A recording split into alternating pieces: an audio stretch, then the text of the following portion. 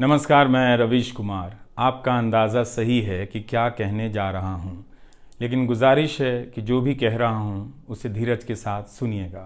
बेटी विदा होती है तो वो दूर तक पीछे मुड़कर मायके को देखती रहती है। मैं इसी स्थिति में हूँ, अभी मुड़कर देख लेने दीजिए, फिर कभी विस्तार से एनडीटीवी की बात करूँगा। आज की शाम एक ऐसी शाम है जहाँ चिड़िया को उसका घोंसला नज़र नहीं आ रहा, क्योंकि कोई और उसका घोंसला ले गया है, मगर उसके सामने थक जाने तक एक खुला आसमान ज़रूर नज़र आ रहा है। इस बात की सहानुभूति मुझसे ना रखें कि मैं चिट्ठी छांटता था। मैं उनकी तरह नहीं हूँ कि अचानक चाय बेचने की बात करने लग गया। उतर रहा हूँ जहाज़ से, बात कर रहा हूँ चाय बेचने की।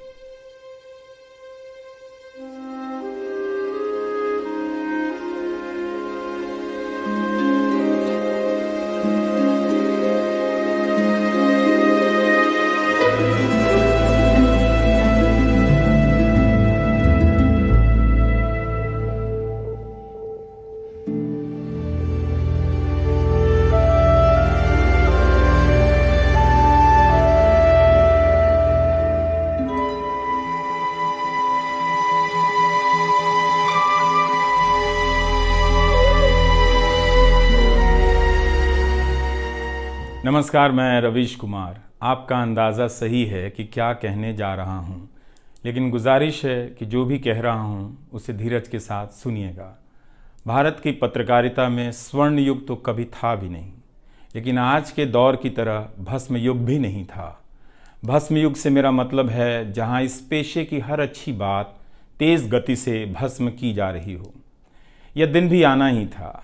इस देश में अलग अलग नाम वाले अनेक चैनल हो गए हैं, मगर सब हैं तो गोदी मीडिया ही। उसका परिवेश, उसका इकोसिस्टम, पत्रकारिता का और माहौल सब खत्म कर दिया गया है, मगर पत्रकारिता करने और कराने का दावा भी सब कर रहे हैं।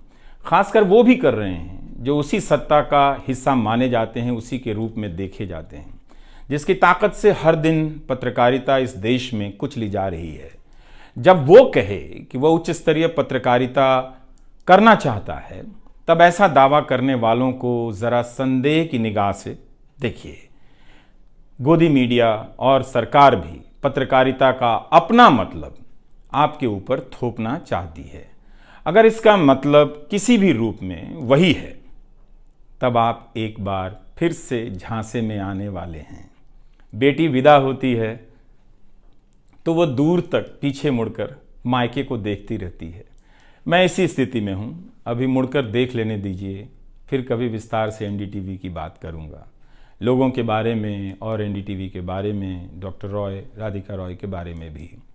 मैं कई लोगों की प्रतिक्रियाएं पढ़ रहा था। बहुत सी बातें तो मुझे आज ही पता चली। हैरानी हुई कि हर किसी के पास एनडीटीवी का एक अलग ही किस्सा है। वाकई उन 27 वर्षों के बारे में ठहर कर और संभल कर बात करने की ज़रूरत है। एनडीटीवी ने एक चीज़ सिखाई कि टीवी में और टीवी का एक ही मतलब होता है, टीम।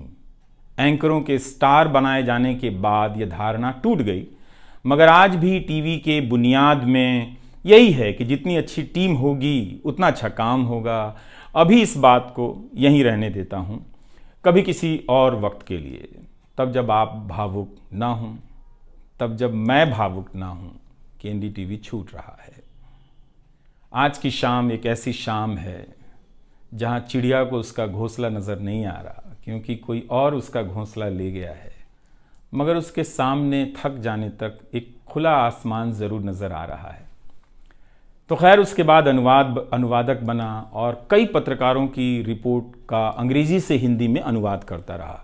इसके बाद मैं रिपोर्टर बन गया और फिर मेरी दैनिक रिपोर्ट की अलग यात्रा शुरू होती है। रवीश की रिपोर्ट से काफ़ी कुछ सीखने को मिला। तो इस तरह से ये एनडीटीवी में ही संभव हुआ कि एक चिट्ठी छांटने वाला इसके एक चैनल का ग्रुप एडिटर समूह संपादक बनता है और आज उसे छोड़ रहा है, इस्तीफा दे रहा है।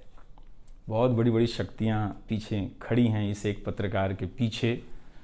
तो स्वाभाविक है कि ये नौबत आनी थी, इसका अंदाज़ा मुझे पहले भी था, लेकिन जिस दिन आता है उस दिन अच्छा तो नहीं लगता है। लेकिन मैं आपसे यह भी कहना चाहता हूँ कि जब भी मेरे बारे में मूल्यांकन करें, इस बात की सहानुभूति मुझसे ना रखें कि मैं चिट्ठी छांटता था। मैं उनकी तरह नहीं हूं कि अचानक चाय बेचने की बात करने लग गया। उतर रहा हूं जहाज से, बात कर रहा हूं चाय बेचने की। सहानुभूति के लिए या फिर अपने संघर्ष को महान बताने के लिए मैं ऐसा नहीं करना चाहता। इस देश में हर किसी का संघर्ष ही पहाड़ चढ़ने के जैसा है। आप एम्स के बाहर मरीज जो खड़े हैं, उनके परिजन जो खड़े हैं, उनसे मिल लीजिए। आपको पता चल जाएगा कि उनकी चुनौतियां कितनी बड़ी हैं और आपका दुख कितना कम है, छोटा है। लेकिन आज के दिन मैं आप सभी के बीच दर्शकों की बात करना चाहता हूं। इस दौर में कुर्सी पर बैठे किरदारों को टूटते हुए देखा, सबने देखा। संस्थाओं को भस्म होते देखा, आपने देखा। नफरती तूफान में लोगों को भटकते देखा। मगर मैंने इसी दौर में एक नई संस्था भी बनते देखी है। वह संस्था है जनता की संस्था, दर्शकों की संस्था। दर्शक ही अपने आप में इंस्टीट्यूशन बन जाते हैं। आप दर्शकों की संख्या भले कम है, मगर आप दर्शकों ने मिलकर जर्जर किए जा रहे इस लोकतंत्र में जनता नाम की संस्था का पौधा सूखने से बचा लिया। एनडीटीवी में मुझे जब भी अवसर मिला, मैंने जान लगा दी।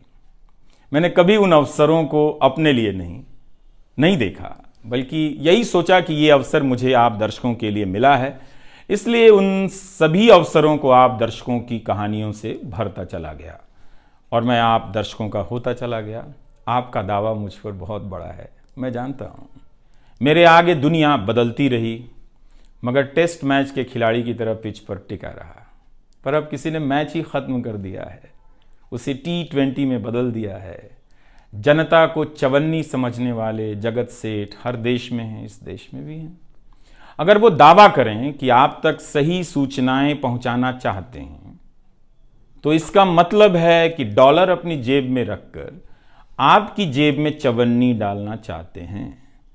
पत्रकार एक खबर लिख दे तो जगत सेठ मुकदमा कर देते हैं और फिर सत्संग में आकर प्रवचन भी देते हैं कि वे पत्रकारिता का भला चाहते हैं। कानून की आड़ में अब अधिकार कुचले जा रहे हैं, अभिव्यक्तियों को रौंदा जा रहा है ताकि सारे अवैध काम वैध नजर आए।